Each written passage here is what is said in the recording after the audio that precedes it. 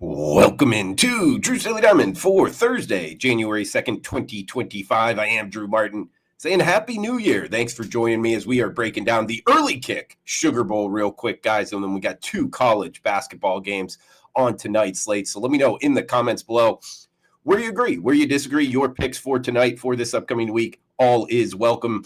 Helps grow the show. Smash that like button if you're liking the content. As we got 4 o'clock Eastern here, rescheduled Sugar Bowl due to the unfortunate events in New Orleans, Louisiana.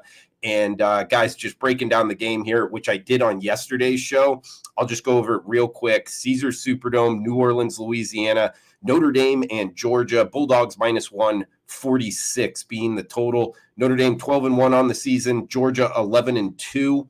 Notre Dame was great ATS, Georgia not so much, but a lot of that was, not covering bigger numbers. Kirby Smart, not one to really run it up on his opponent. And really the story here, guys, is the quarterback for Georgia, Carson Beck, out. He's declared for the NFL draft, injured. And in comes the backup, Gunnar Stockton. It's his first career college football start. Welcome to college football. You were starting in the Sugar Bowl here, Gunnar Stockton. But really, I thought this Georgia offense kind of ran better over the last couple years with more of a running threat at quarterback. And this kid can really run it. 4,000 rush yards in high school. He had 18,000 total yards overall for his high school career. He broke Trevor Lawrence and Deshaun Watson's total touchdown record for Georgia high school football. It looks like the team likes him. He's getting, Kirby Smart's giving good quotes here. And he's up against the Notre Dame defense that has been very good, but they're without their top defensive tackle, Riley Mills. He got injured against Indiana. Overall, guys, I think Georgia minus 1. 69 4- and 5-star recruits. This is the most talented roster, in my opinion, in college football. I think they find a way to get it done on the rescheduled Thursday Sugar Bowl here. You might have to put in a new bet. My sports book, no, because it was within 24 hours and it's at the same location. You might want to check the fine print at which sports book you're using. But overall, Georgia Bulldogs minus 1 over Notre Dame. Got two college basketball games getting out here as college basketball is going to take more of a center stage here on the show, guys. Of course, after the new year, we're getting conference play for the majority. So we're heading to the hardwood for the first game up, at least the first game we're going to talk here of the new year on the college hardwood. It is 10 p.m. Eastern on Fox Sports 1, nationally televised top 25 matchup here from Matthew Knight Arena. Eugene, Oregon, with Illinois and Oregon as the Illini and the Ducks square off here. It does look like Oregon minus 2.5, minus 3, 156.5 being the total. I say minus 2.5, minus 3. It's depending where you're shopping right now. It's kind of a split line. And this is one that I actually wouldn't be surprised, guys, that does move. I'm doing this in the 7 o'clock p.m. Pacific hour, Wednesday night, January 1st. So I'm jumping on the Oregon Ducks minus 2.5 here in the overnight market. They're 12-1 on the season.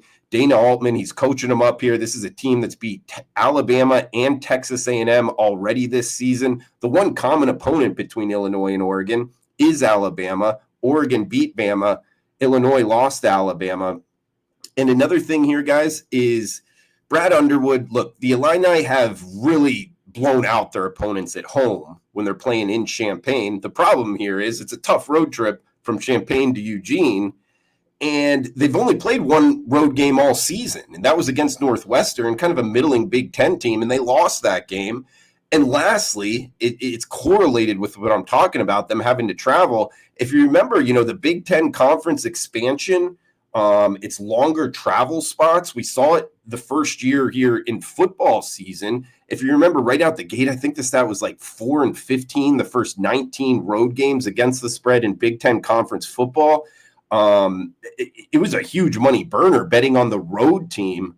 I think it might be even worse here in college basketball. Usually you're playing 2 games a week instead of just 1. So that's something I'm actually looking to jump on here in the Big Ten Conference, is fading road teams heading to the West Coast and vice versa if a West Coast team was kind of heading east. And that's going to put us on the Oregon Ducks here. Minus 2.5 is the low water mark right now. I would get on it sooner than later. I don't think I'm the only one concocting this kind of methodology of sports betting. And so I wouldn't be surprised if Oregon takes some more money here, guys. Either way, Ducks minus 2.5. and the nightcap on Thursday night on the college hardwood. Got one more I want to throw out to you here in college basketball, one I like as well, with some, I think, a good angle. And if you could comment below, a reminder, it does help out grow the show, helps the algorithm. Smash that like button if you're liking the content. We got premium picks up and available, WagerTalk.com. And we'll hit it here, 8 p.m. Eastern, ESPN Plus. You're going to have to stream this one. We're heading to the Big Sky Conference, Idaho State in northern Arizona, the Lumberjacks of northern Arizona, -2, -2.5 at home, 141.5 being the total. This is Lawrence, Walkup, Sky Dome, Flagstaff, Arizona. And I bring that up because it is the third highest elevation in all of college basketball home court advantage, 6,880 feet elevation. The only two higher are Wyoming and Air Force here. It's one of three home court advantages that is higher than 6,000 feet elevation. I think that's going to get after Idaho State here, the Bengals. They got a 10, 11-hour bus trip here to Flagstaff to face a northern Arizona team that's 9-4 on the season. They've already beat South Dakota. They beat Southern Utah in 2 of their last 4 games. And they got a profile I really like, a senior point guard who's also their best player, Trent McLaughlin. He's always got the ball in his hands. He's scored 20-plus in 7 straight games. And against an Idaho State team that has 0 top 290 wins in college basketball. They have not played since December 18th, so 2 weeks off. I think there's a little rust here, guys. We're going northern Arizona, -2 is the short home favorite over Idaho State. In recap, we got Oregon, the Ducks, -2.5 against Illinois. And in the Sugar Bowl, kicking off early, 4 o'clock Eastern, we're on the Georgia Bulldogs, -1. So 3 short favorites for you here. We'll be back on Friday with more college basketball, possibly college football. So come back and join us. Going weekly, Drew's Daily Diamond, going daily throughout the week. Drew's Daily Diamond on WagerTalk YouTube. Thanks for chiming in, guys. Thanks for smashing that like button.